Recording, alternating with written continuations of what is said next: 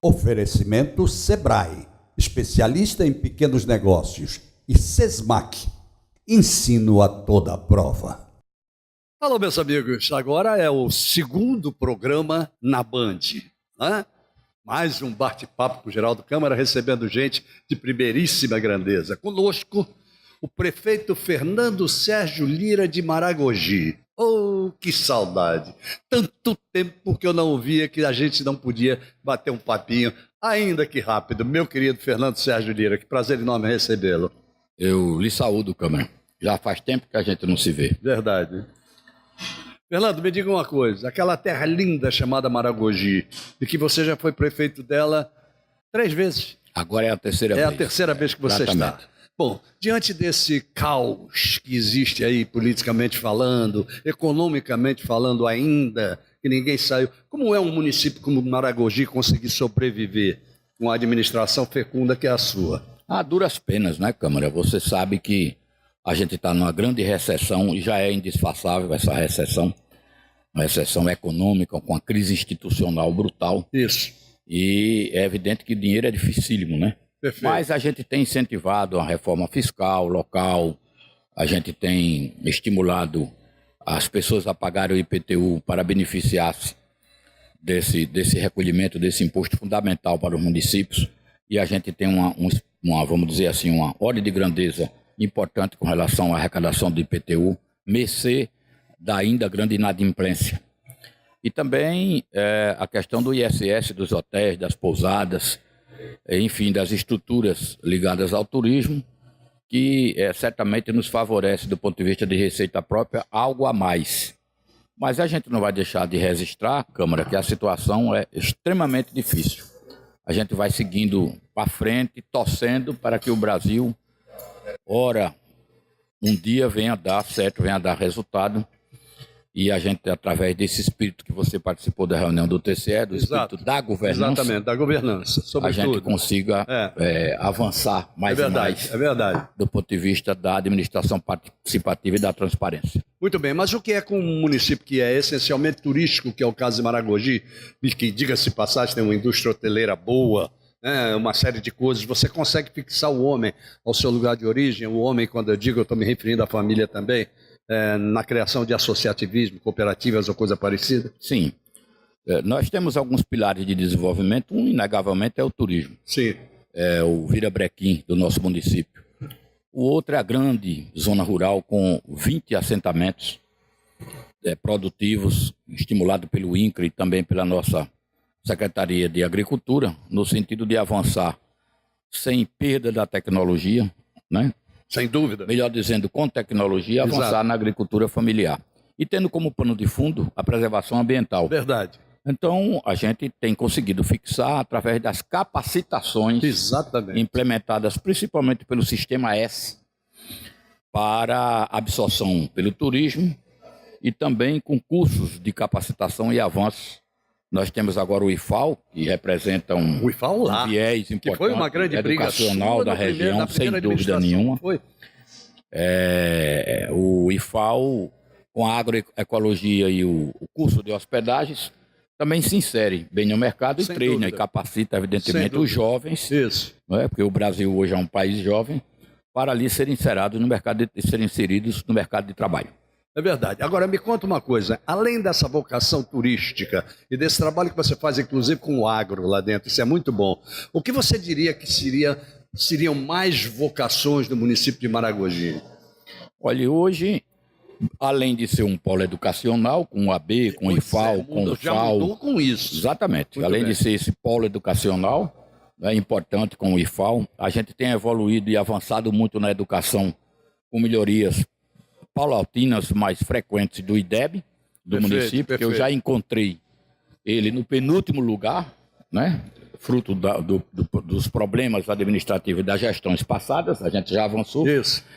De modo que, além de vender serviços para o turismo, para a ecologia, para a agroecologia, para a agricultura familiar, né? Além de vender esses serviços, que é um outro mercado paralelo, você sabe que através de um hotel a gente consegue instalar de 20 a 30, vamos dizer assim, empresas que se alimentam uma desse multiplicação turismo. do polo produtivo, sem dúvida. Basta lhe garantir que, apesar da gente ter uma população, vamos dizer assim, não vou usar essa palavra, mas de uma população abaixo da linha de pobreza, muito ruim, em torno de 12 mil habitantes, dos 33 mil que nós temos, nós não temos pedintes. Muito bem. Né? Todos têm o seu emprego, têm o seu trabalho, Isso é graças a Deus.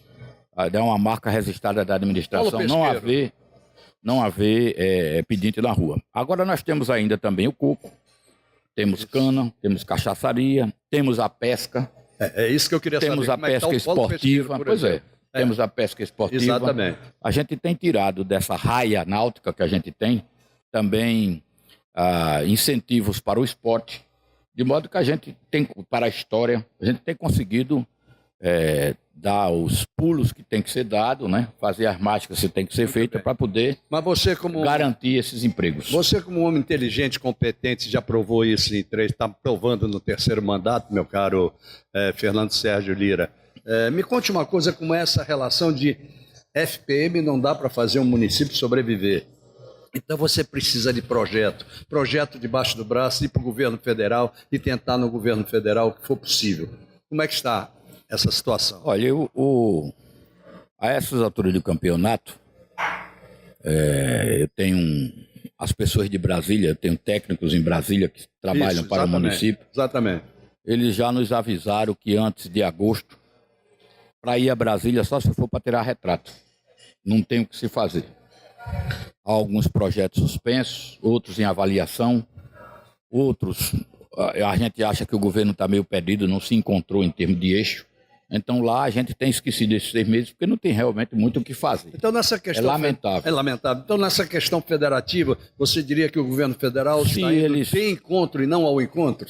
Tá, exatamente desse jeito que você está colocando. Agora, se eles avançarem para recuperar o Pacto Federativo já violado, perfeito, já é um avanço.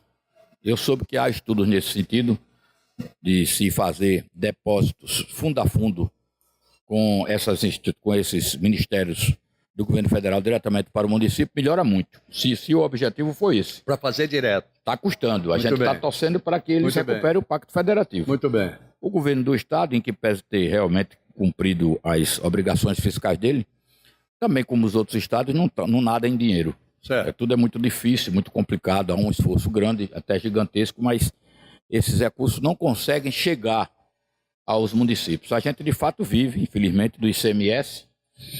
A gente sempre está trabalhando no sentido de recuperar mais esse imposto, o ICMS. Infelizmente, mantém-se pelo dado de IBGE falso hoje. Por isso que a gente vai ter no IBGE o ano que vem um investimento de realmente saber a realidade. Perfeito. Não é? Do retrato do Brasil. Tem que saber. 10, sim.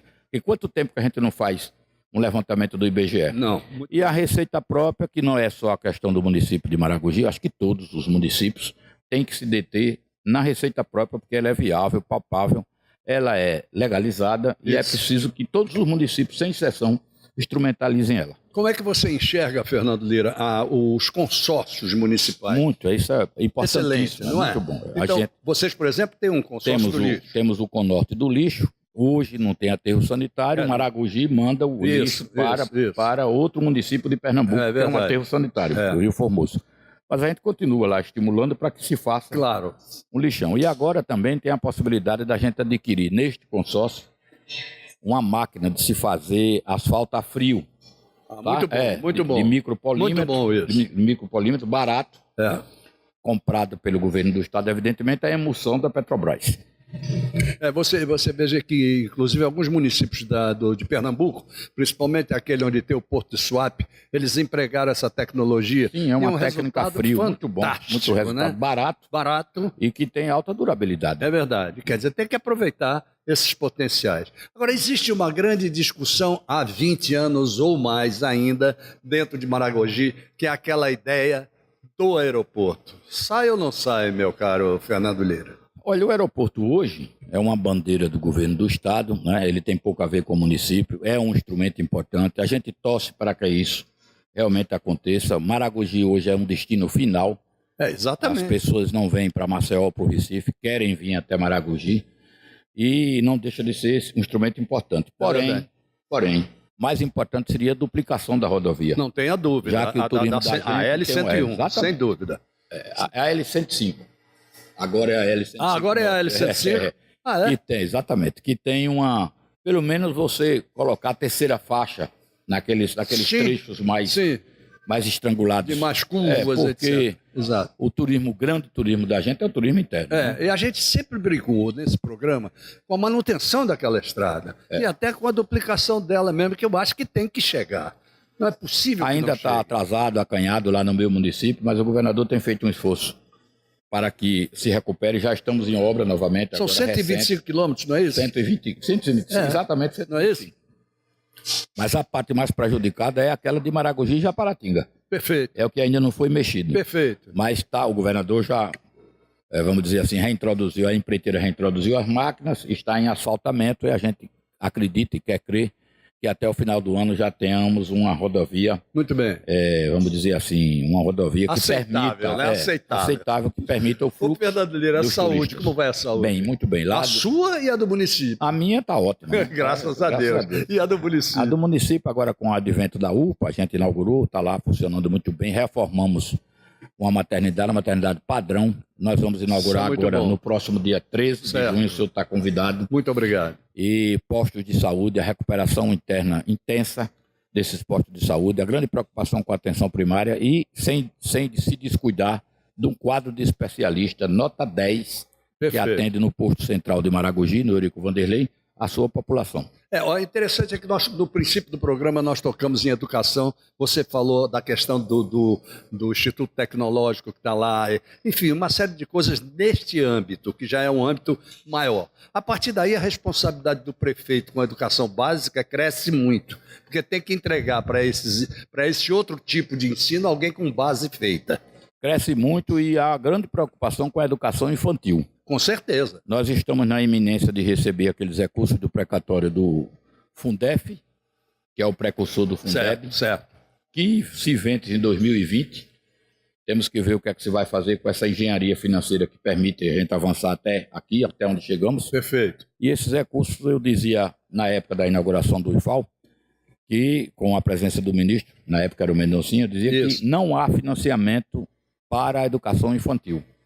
E se a gente não cuidar dos jovens, dos meninos, das crianças, né, da educação infantil, de 0 a 3 anos de idade, eles não vão ter, vamos dizer assim, a alimentação necessária para o desenvolvimento dos neurônios que lhe permitam aprender mais e evoluir. Exatamente. Toda a preocupação da gente, Câmara, é com relação à educação infantil. E você está certíssimo. Nós vamos investir maciçamente nessa pré-escola para que a gente receba esses alunos na educação básica, né, com condições de pleitear e disputar, vamos dizer assim, boas universidades, avançar e ter uma qualificação de matéria-prima, de desenvolvimento humano. Não, e é aquela história que a gente falou, se você não chega com base... Não, se você não tiver os neurônios, não pode fazer o que você fizer e a mágica que fizer. Exatamente, não é?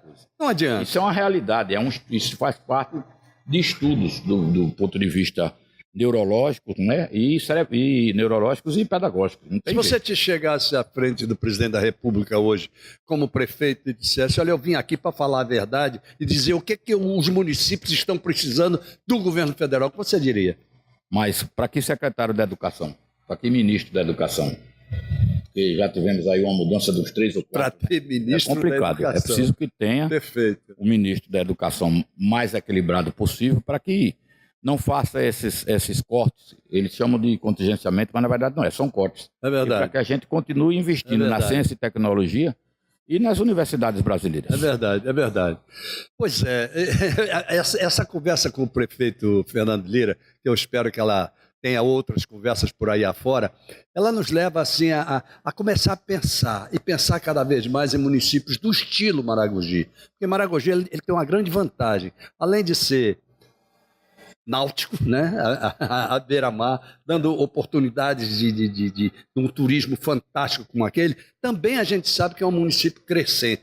Como é que vai a questão do cooperativismo, do associativismo lá? Não, temos a Copeagro, tem avançado, temos as associações, temos a Casa do Mel, temos a Associação de Artesanatos, O associativismo, por um lado, e a cooperativa pelo outro, são, de fato, valores que agregam, são valores agregados à reunião de pessoas que têm, evidentemente, o mesmo fim. Perfeitamente. Elas estudam aquela cadeia e, evidentemente, trabalham com relação ao desenvolvimento dessa cadeia para atingir um público-alvo. Exatamente. E a partir daí é que você constrói uma base para aquela fixação que a gente falava no princípio do programa. Com o apoio do Banco do Nordeste. Tem que ter, tem que ter. Porque também se não houver financiamento disso, não se chega em lugar funciona, nenhum. Não é verdade? O agronegócio não funciona se não tiver financiamento. Imagine o artesanato e por aí vai. É verdade, não é? É uma verdade. Não é? Mas que é um grande impulsionador para criar uma cadeia produtiva para um município do estilo Maragogi. E por falar nisso, eu não posso esquecer nunca daqueles famosos biscoitinhos de Maragogi. Tem lá os bolinhos de goma, os clássicos, e as bolachas de Maragogi. As bolachas de Maragogi. E sabe onde é que eu fui ver isso? Sim. Em São Paulo. Você achou lá? Achei em São Paulo. É verdade. Eu achei, não. Lá quando uma eu fiz grande aquela série de programas, eu fui para dentro das fábricas. Aliás, eu já vou prometer publicamente que o senhor será agraciado com esses biscoitinhos, os bolinhos de goma e as bolachas de Maragogi. Que maravilha, olha só que maravilha. Tá bom, olha, eu agradeço profundamente a você por ter vindo ao nosso programa, viu? Que, aliás, diga-se de passagem, eu tenho a impressão de que você é um privilegiado, porque não é só vir a um programa de televisão, não. Vir a um programa de televisão, tudo bem, você vai, mas você vir a um programa de televisão na Bodega do Sertão.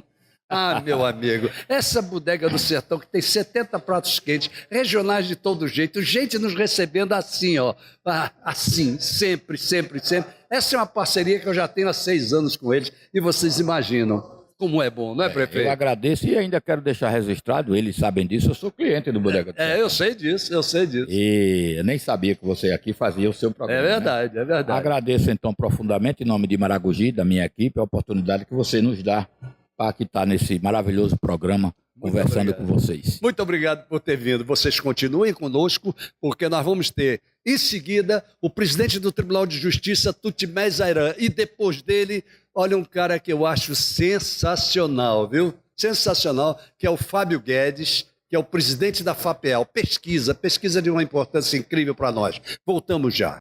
Vai esperar o fiscal bater na porta da sua empresa? As consultorias do Sebrae Tech evitam multas. Se o seu negócio precisa de consultorias em saúde, segurança no trabalho, licenciamento ambiental e outras melhorias, obrigatórias ou não, procure o Sebrae. Você investe 20% do valor da consultoria e o Sebrae banca os outros 80%. Ligue 0800 570 0800. Sebrae, especialistas em pequenos negócios. Toda vida é importante. Toda vida precisa de cuidado. Algumas vidas pedem pressa. Quem tem câncer não pode esperar. A Rede Feminina Nacional de Combate ao Câncer se une a milhares de vozes para dizer: Preciso viver. Para isso, as ações do SUS devem ganhar celeridade. O respeito à vida está acima de tudo. Campanha Preciso Viver. Rede Feminina Nacional de Combate ao Câncer. Sua empresa joga dinheiro no lixo? Reduza os custos e proteja o meio ambiente com as consultorias do Sebrae Tech. Implemente o programa de gerenciamento de resíduos sólidos. Obtenha a licença ambiental e conheça outras melhorias para a sua empresa. Você investe 20% do valor da consultoria e o Sebrae banca os outros 80%. Ligue 0800 570 0800. Sebrae, especialistas em pequenos negócios.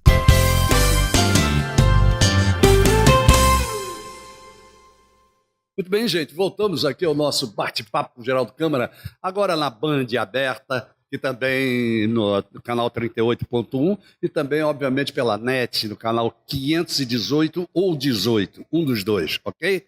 E recebendo gente de primeira e sob os auspícios sempre do nosso querido Sebrae. Eita, Sebrae, que coisa boa, né? O empreendedor, sobretudo o microempreendedor, ele cresce e aprende a crescer com o Sebrae, não é?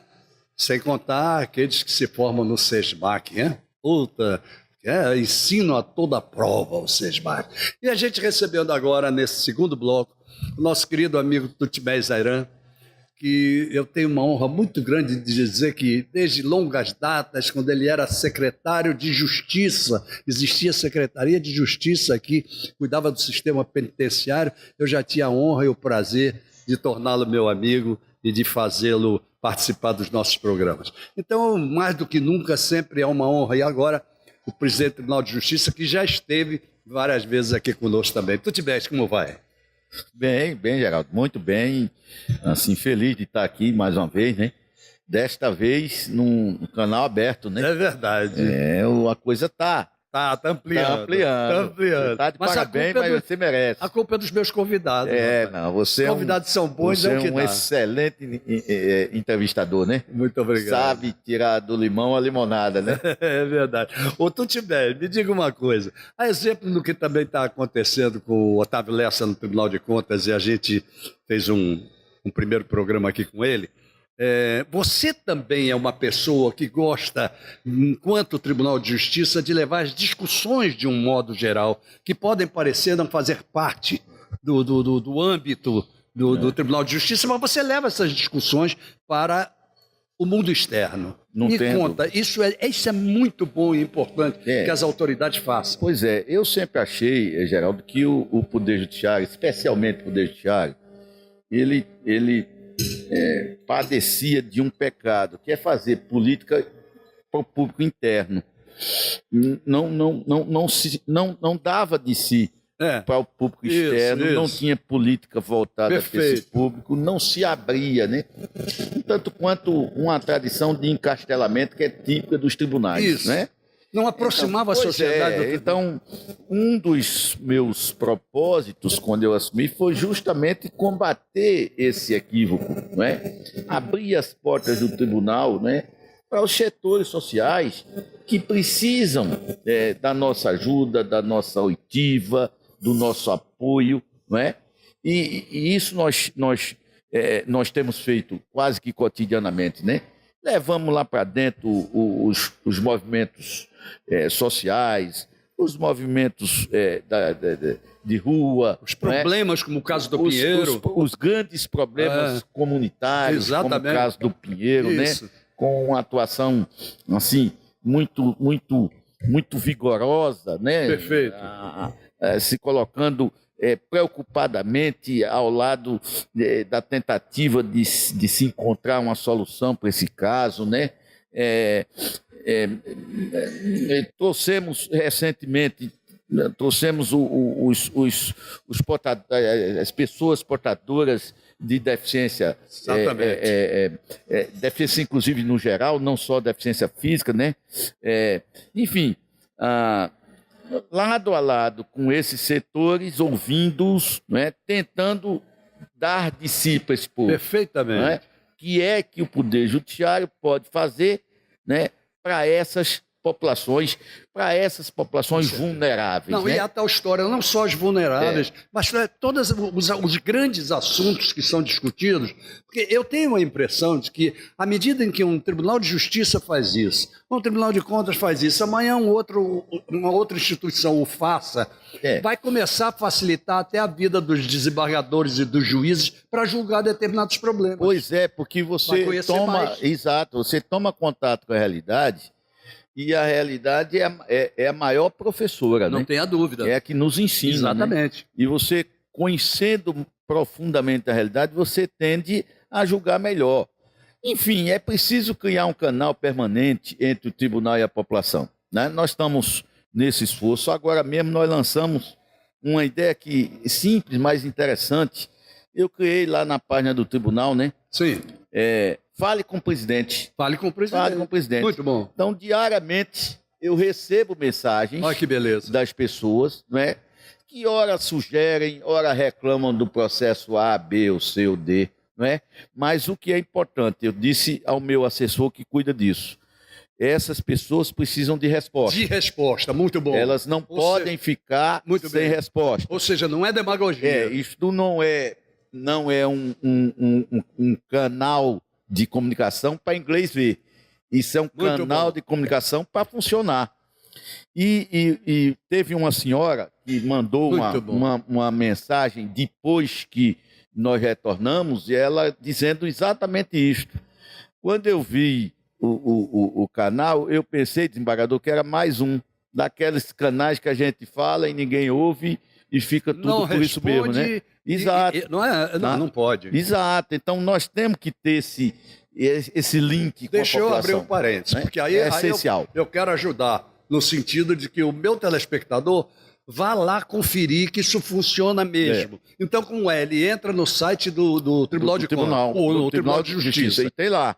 Como é o site? Fale com o presidente. Sabe o endereço? É TJ. www.tjl. Pronto, tjl.br. Bom, não importa, isso você encontra. Se não souber, vai no Google, que o Google lhe diz. Não é não? Exato. E testa, por favor, teste mesmo, porque eu acho que tem uma importância fundamental isso. Pois é, a ideia é essa, é nos aproximar da comunidade, é ter o tribunal aberto, o poder judiciário com um coração aberto para as pessoas, para os seus problemas, para as suas angústias, para as suas necessidades. É verdade. E esse é o perfil. Não, a partir daí muda, as coisas começam a mudar, porque você começa a criar credibilidade também junto à sociedade, que sempre diz aquela, o Tribunal de Justiça não resolve nada, tudo demora, não sei. Não é verdade. Pelo menos a gente tenta, Geraldo, Pelo menos fazer tenta. diferente. Exato. Né? Fazer alguma coisa que eu acho que já era para ter sido feito. Muito bem. Né? Nós Agora, estamos lançando uma semente, né? É uma grande Espera semente. que essa semente grande ela semente. possa germinar e dar bons frutos, né? Verdade.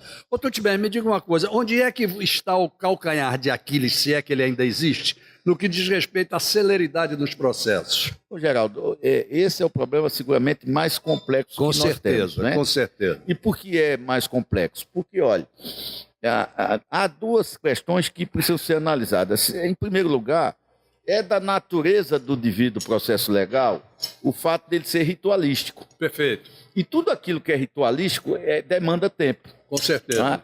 Em certo sentido, esse tempo é até uma garantia para as pessoas, para evitar, por exemplo, que os processos sejam julgados no calor dos acontecimentos, não é? Verdade. E aí a gente possa distorcer a verdade. Verdade. Não é?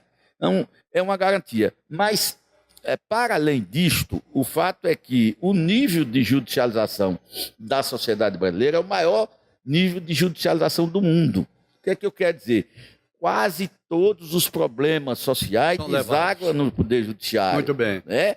Isso, na verdade, faz com que a gente tenha hoje uma tarefa que é uma tarefa gigantesca. É verdade. Né? É verdade. Que é julgar uma infinidade de processos, não é? E cada vez mais alimentados, né? E seja pelo nível de conflituosidade da sociedade brasileira, seja pela ausência de atuação dos demais poderes, como deve efetivamente ser. Né? Então, esse caldo produz uma sobrecarga processual, né, que a gente está tentando enfrentar. E como é que a gente está tentando enfrentar? Basicamente de duas formas. A primeira forma, Geraldo, é investindo fortemente na mediação e na conciliação. Muito bem, muito bem. Seja ela pré-processual, seja ela processual. Até porque facilita tudo. Pré-processual para quê? Para evitar que o conflito se transforme num processo. Num processo, perfeito. Se a gente pode, conversando com as partes, logo no começo resolver o problema, nós vamos resolver. Lógico. E processual para quê? Para que, ainda que o processo suja, nasça, né, a gente possa trazê-lo, conversando com as pessoas, resolver no menor espaço de tempo possível. Por quê? Porque a durabilidade de um processo tradicional na via recursal leva o processo a durar 10 anos. Exatamente. Então, o que é que a gente propõe? É a troca. Olha, a gente troca 10 anos por 6 meses. Perfeito. Porque em 6 meses, pela via da negociação, da conciliação, a gente resolve o problema. Até porque determinados assuntos, eles são de uma simplicidade tal que por que entrar nessa história recursal? Exatamente, exatamente. Então, nós estamos fazendo, na verdade, um cinturão de mediação e de conciliação no estado de Alagoas. Né? Inclusive, acabamos de lançar uma ideia junto do bispo da Igreja Católica de Maceió, Dom Muniz, né? Dom Muniz, que é transformar as igrejas em centros de mediação e conciliação. Ah, que beleza! Para que, com o prestígio, né, que a igreja tem, o enraizamento que ela tem, ela possa trazer para si pequenos conflitos e resolvê-los. Todos eles podendo contar com a chancela do poder, do poder. homologado, devidamente Perfeito, homologado pelo poder judiciário. E com uma grande vantagem que você passa a ter sede em todas as cidades. Pois é. Sem Então, precisar construir. Nós estamos construindo essa ideia. Além disto, muito bom nós criamos um programa chamado Justiça Volante, que é um programa formado por equipes de técnicos, 8 responsáveis por minutar decisões e 2 responsáveis por disseminar novas práticas cartorárias. Qual é a ideia? Onde tiver uma vara sobrecarregada, congestionada, essa equipe vai, né, e junto do juiz coordenador com o juiz titular da vara, Perfeito. vai baixar o nível dos processos até o limite do aceitável. Muito bom. Né? Então, os números, e é um programa novo, é recente, eu inclusive estou ampliando, né, que eu estou contratando 50 profissionais, bacharéis em direito, né, que vão reforçar esse trabalho. Esse programa tem apresentado números impressionantes. Então, nós temos varas que tradicionalmente são varas sobrecarregadas, já estão deixando de ser. Então, nós estamos atuando nessas duas frentes. Muito bom. Inclusive, tudo isso que você falou aqui vem ao encontro da pergunta que eu ia lhe fazer e que você respondeu. Quando você falava sobre essa questão de acúmulo processual, etc., eu ia lhe perguntar sobre descentralização do Tribunal de Justiça. Puxa, você acabou de demonstrar com o projeto das igrejas, com tudo isso, de que isso é com a conciliação, tudo isso é descentralização do... Não, é verdade. É preciso você enraizar o Poder Judiciário, né? Distribuí-lo ao máximo. Ao máximo. Né? Colaborando com as pessoas lá na base onde eles estão. Perfeitamente. Para resolver os seus problemas, escutando-os. É verdade. Não é? É verdade. Tentando conhecê-los em profundidade. Não é? Isso. E aí você Começa resolve a mudar. mais e melhor. Exatamente. A tentativa é essa. Começa a mudar. Exatamente. Não é verdade? Pronto. Agora me diga uma coisa. Pessoal, como é que está essa questão? Se discute tanto em todos os lugares a questão do concurso público. E precisa concurso público para A, para B, para C, etc. O Tribunal de Justiça também precisa? Essa é uma questão muito, muito importante, Geraldo. Demais. Porque, veja, a impressão que a gente tem lá, e eu tenho dito isso aos meus auxiliares mais chegados, é uma impressão paradoxal, que é o seguinte: quanto mais a gente faz concurso, mais parece que a gente precisa de pessoal. Né? Então, é um paradoxo. É né? verdade. Na verdade, o que é que a gente precisa? A gente precisa racionalizar a máquina. O que é que eu digo por racionalizar a máquina? Na verdade, aquilatar melhor quantas pessoas, por exemplo, podem tocar bem uma unidade judiciária. Muito bem. Para fazer o quê? Para fazer com que, onde há excesso, deixe de haver. Para fazer com que o que vem do excesso possa suprir faltas Muito bem. De outras unidades que estão com carência de pessoal. Para isso, Geraldo, nós estamos desenvolvendo um projeto lá que chama Cartório do Futuro, né? Na verdade, é Serviço de Processamento Unificado. É o cartório único que vai, na verdade, funcionar em Maceió e que vai unificar todos os cartórios do Estado. Certo.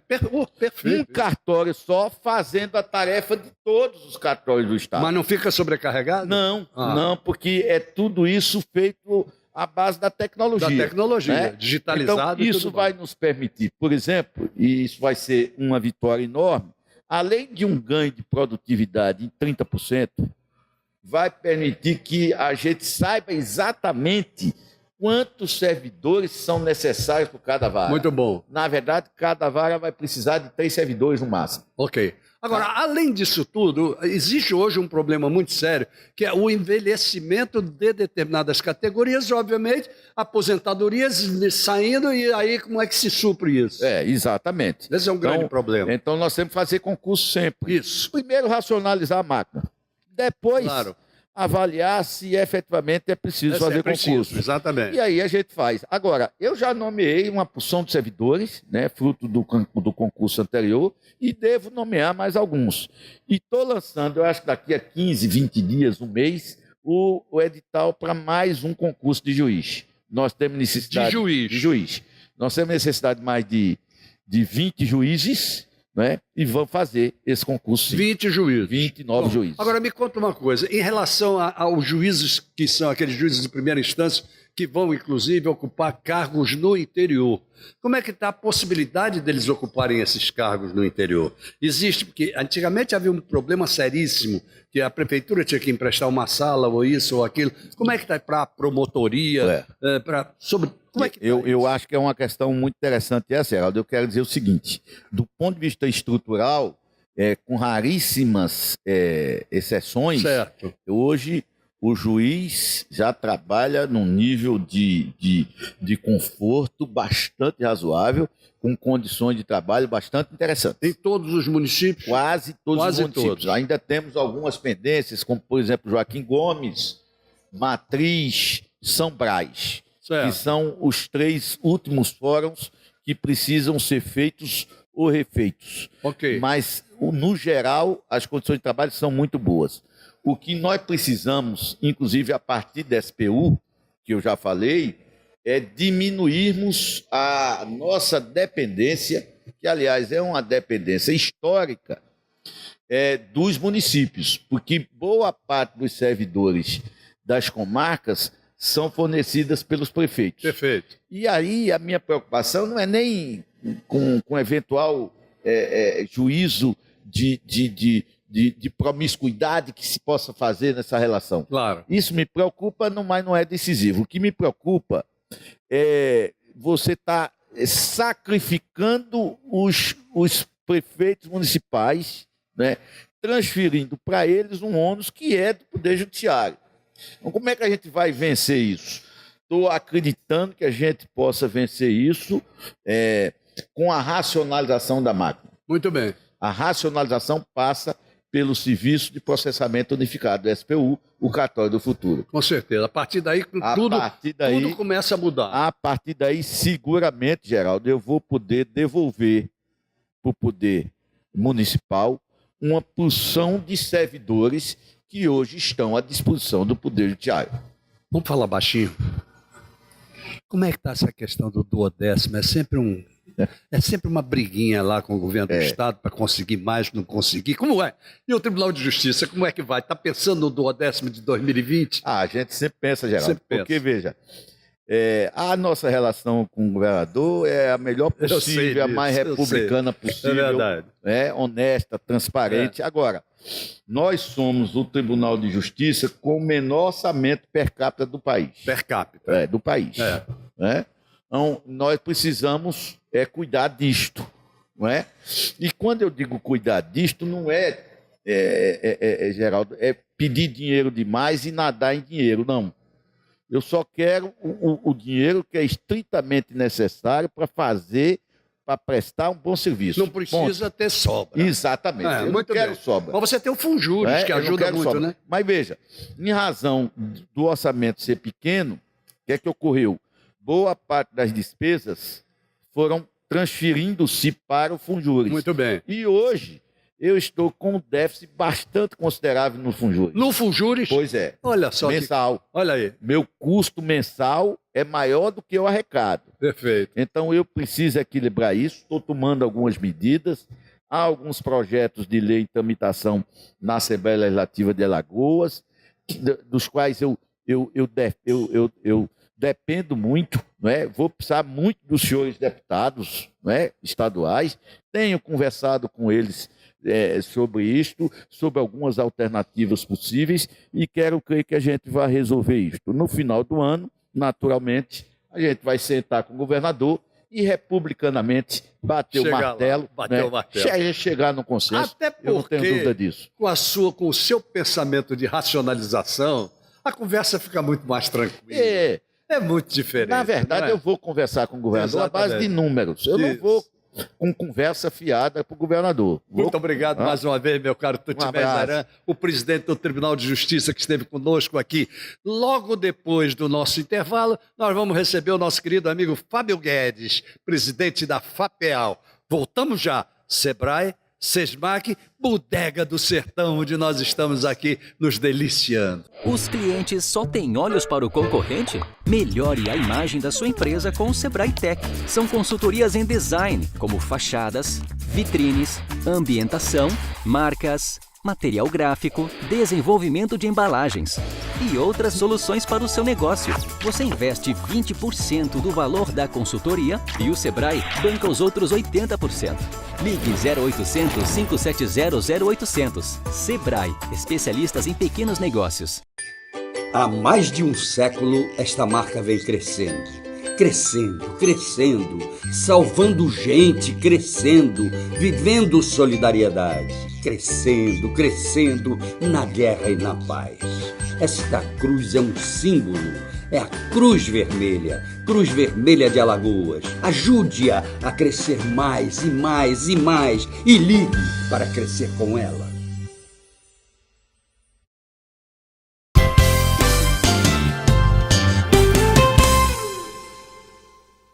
Pois é, gente, vamos ao terceiro bloco do novo formato do Bate-Papo com o Geraldo Câmara, que está no ar pelo 38.1 da Band, está no 18 e no 518 da NET, a Band, que você conhece tão bem. Facílimo, né? Você não pode perder. Todo sábado, de 9 às 10 da manhã, e trazendo sempre gente importante, como estamos trazendo hoje. O prefeito de Maragogi, o presidente do Tribunal de Justiça e agora o presidente da FAPEAL, que é a Fundação de Amparo à Pesquisa do Estado de Alagoas, Fábio Guedes. Para trazer esse homem aqui, meu amigo, você tem que fazer muita pesquisa, porque é de uma dificuldade incrível, mas não é porque ele não quer, não. Muito pelo contrário. É porque é na Bodega do Sertão. Acho que é porque é na Bodega do Sertão, não é, Fábio Guedes? É muito provável. Será que é por conta disso? Certamente. Hã? Atrai, né? Pois é, porque ele é cunhado do lado, então... Fábio, como vai você? Tudo bem, Geraldo. Que prazer enorme recebê-lo, viu? Prazer. Mas o fato de ser difícil é vero. Não, porque é você não tem tempo para nada. É verdade, Geraldo. Primeiro, é um prazer estar aqui. Prazer é meu. E fazer parte agora dessa nova programação, onde você está incluído na Band. É uma satisfação enorme.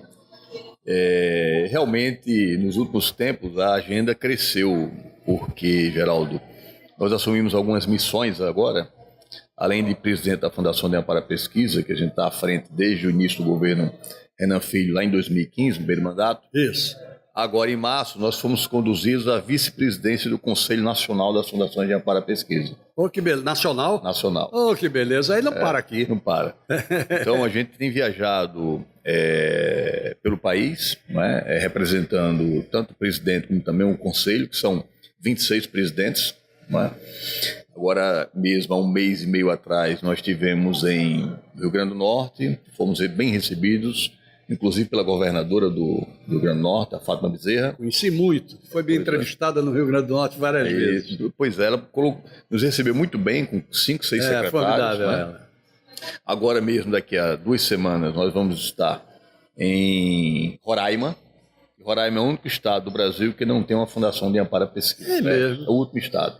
Então, estamos construindo lá as possibilidades para que o governo ele crie uma estrutura com dessa. certeza, precisa. E, então, no dia 16 e 19 de julho, vamos para Roraima. E agora também, dia 10 de junho, estaremos em São Paulo, a convite da CNI e Sebrae Nacional, na entrega do 8º Prêmio Nacional de Inovação da Indústria. A inovação é a palavra de ordem. Isso. Não é? Com certeza. É cada vez mais e mais e mais e mais. Agora que você está com essa missão e essa função tão boa de Brasil, me conte uma história. Você já consegue fazer uma avaliação de até que ponto o Brasil está se importando com a pesquisa? Na verdade, Geraldo, o Brasil, ele, no século XX, especialmente ali, pouco, né, antes de 1950, ele já se importava com a pesquisa, com a ciência, Sim. porque, quer queira ou não, você conhece muito bem essa história, O próprio Getúlio Vargas, ele se apoiou muito em grandes intelectuais, né, em grandes cientistas, inclusive para criar a estrutura necessária, tanto no setor público como na área industrial, para que o país ele pudesse dar um passo à frente, né, no seu desenvolvimento. Então, e lá atrás já foram criadas as primeiras instituições de apoio à ciência brasileira. A Fundação de Amparo à Pesquisa do Estado de São Paulo, que já tem 60 anos, o CNPq, o Conselho Nacional de Desenvolvimento Científico e Tecnológico, o mais famoso até agora, quase 60, não é?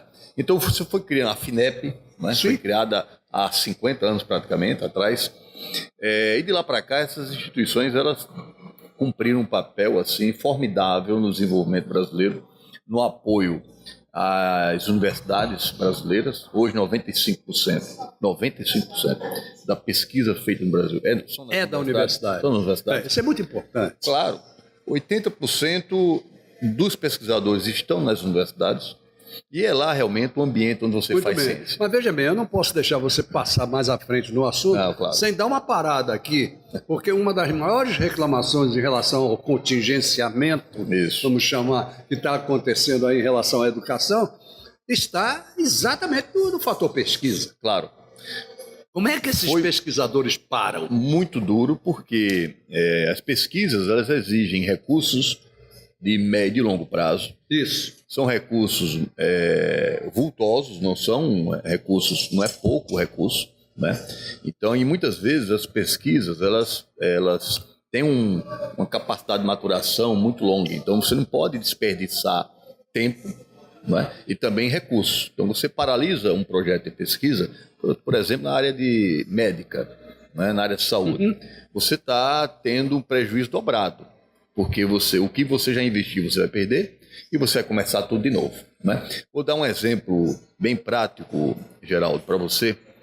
Quando nós nos defrontamos com o problema do Zika vírus, né, há 3 anos atrás, certo? E que começou a apresentar, especialmente no Nordeste, os casos de microcefalia. Perfeito. Não é? Isso. Então, naquele momento eu estava na França, eu visitei um laboratório em Montpellier, sobre insetos. Eles têm insetos do mundo inteiro. Inclusive, tem áreas de segurança nacional. Você não pode entrar. Que coisa.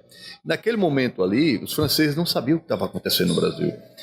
E foi a nossa ciência, foram os nossos pesquisadores que deram a resposta muito rápida, fazendo a relação dos casos de microcefalia com o Aedes aegypti. Eles não tinham, inclusive, o Aedes aegypti. Não tinha. Que coisa! Então, quer dizer, isso... Olha que importância! Em pouco tempo, né, nós nos tornamos referência mundial nesse estudo, nessa problemática, nessa endemia. E uma pesquisadora aqui da Fiocruz de Pernambuco, ela foi alçada naquele ano a uma das 100 personalidades do planeta, né, naquele ano.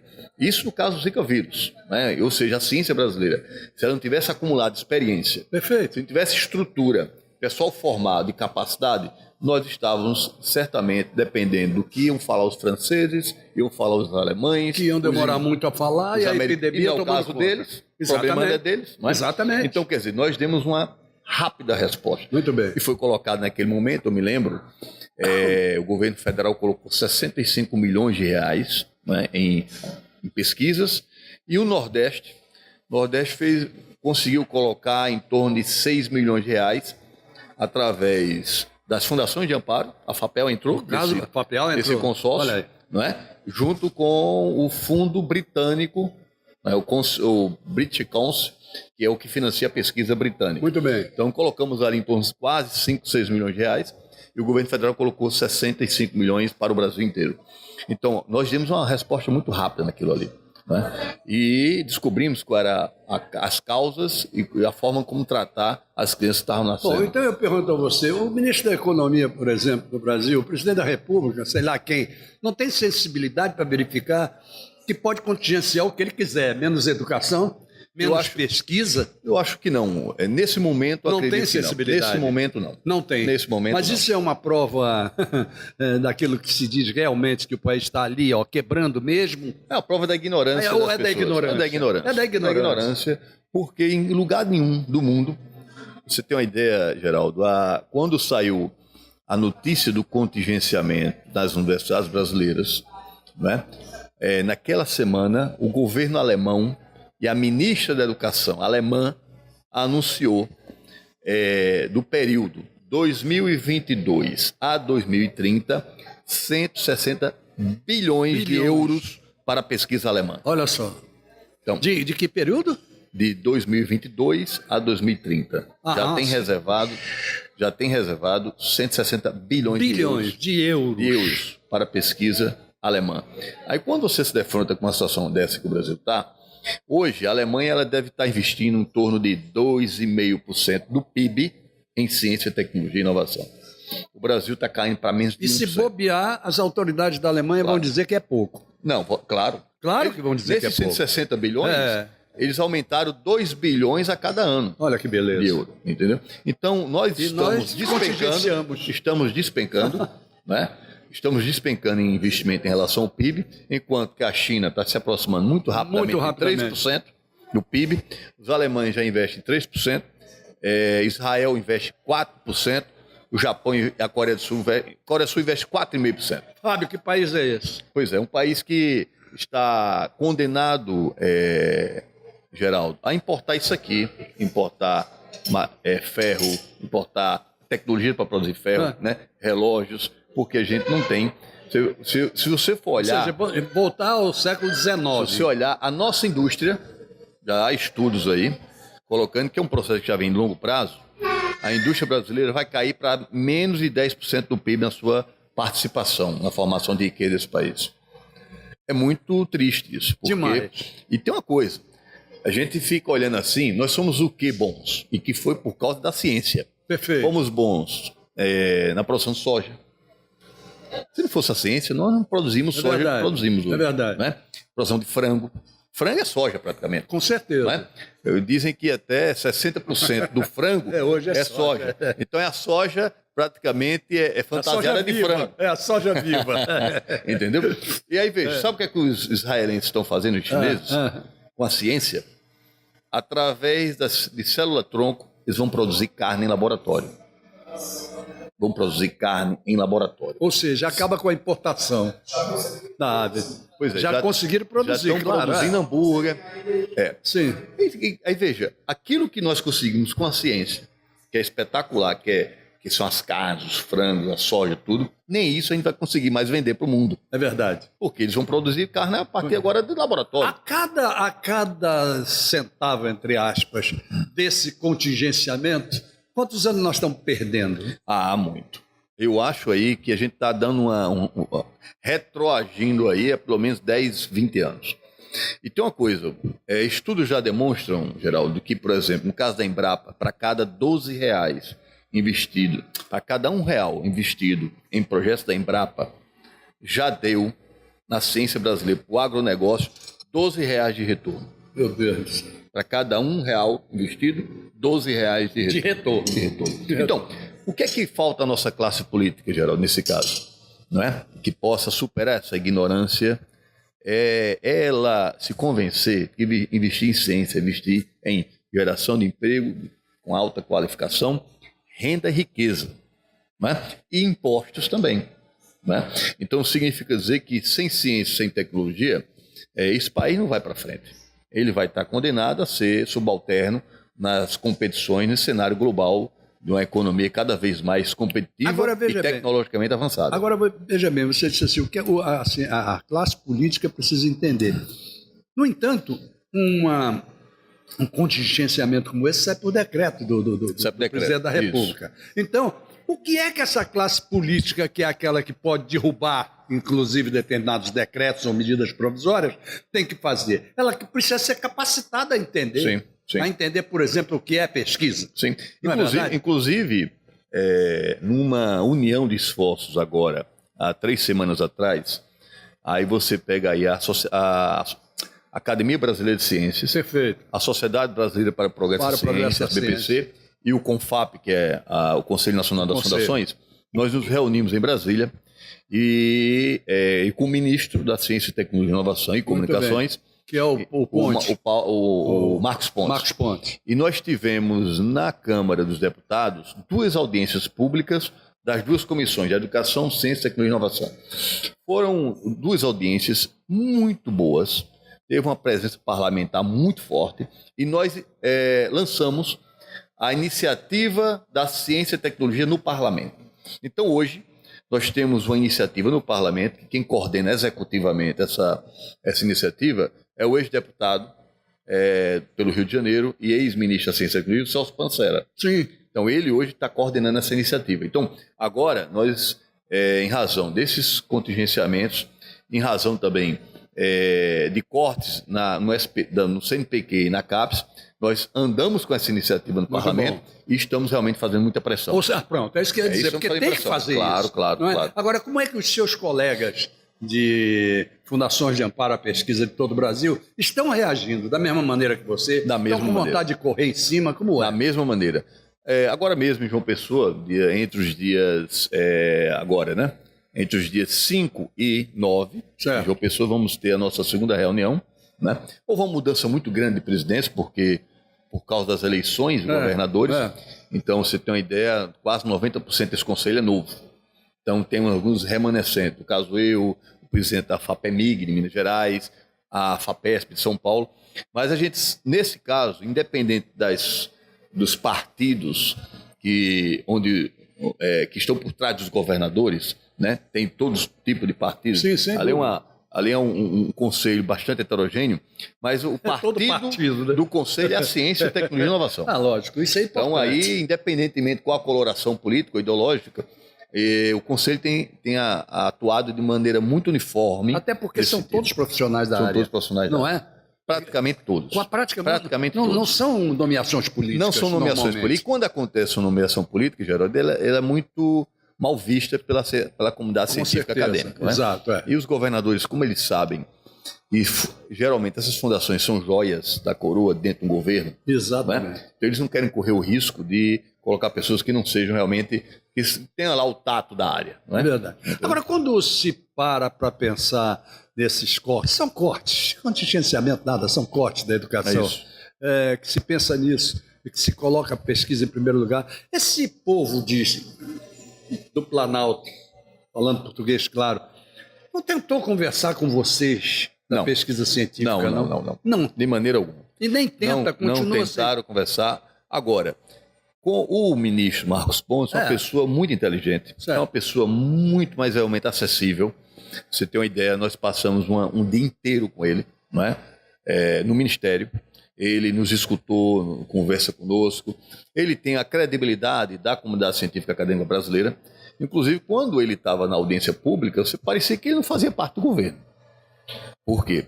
Porque ele foi realmente, na audiência pública, defender a bandeira da ciência brasileira. Isso é muito bom saber. E agora, como ele tem uma proximidade muito grande com o ministro da Economia, então nós estamos tentando articular uma visita ao ministro da Economia, através dele, né?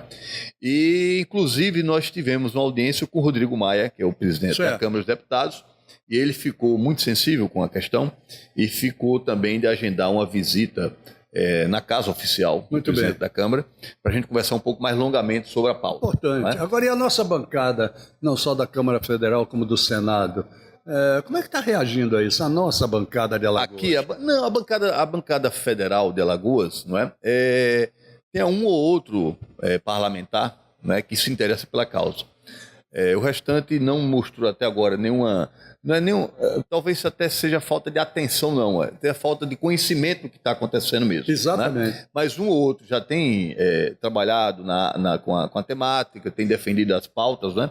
Mas o que falta realmente é uma aproximação maior da nossa comunidade científica acadêmica, da nossa bancada federal. Ô Fábio Guedes, você trouxe... A gente está com um assunto tão interessante e não consegue nem se aprofundar demais dos assuntos. Não conseguimos falar em FAPEL. Infelizmente, o tempo acabou, não conseguimos. Agora, eu quero realmente a sua promessa de que a gente volte a discutir esse assunto até mais longamente, sobre os aspectos de que, puxa vida, qual é o prejuízo do país, qual é o prejuízo de Alagoas para a bancada não estar se mexendo. E por aí vai. Vamos. Ok, fechado. Muito obrigado por ter vindo, obrigado por ter tirado um pouco desse seu tempo louco de agora. Obrigado novamente, Geraldo. É um prazer estar aqui com você. Obrigado. Obrigado a vocês também que estiveram conosco até agora. Até o próximo sábado, se Deus quiser, com mais um bate-papo com o Geraldo Câmara. Ele que mandou dizer que quer. O encontro está marcado. Até lá, gente. Oferecimento Sebrae, especialista em pequenos negócios, e Sesmac, ensino a toda prova.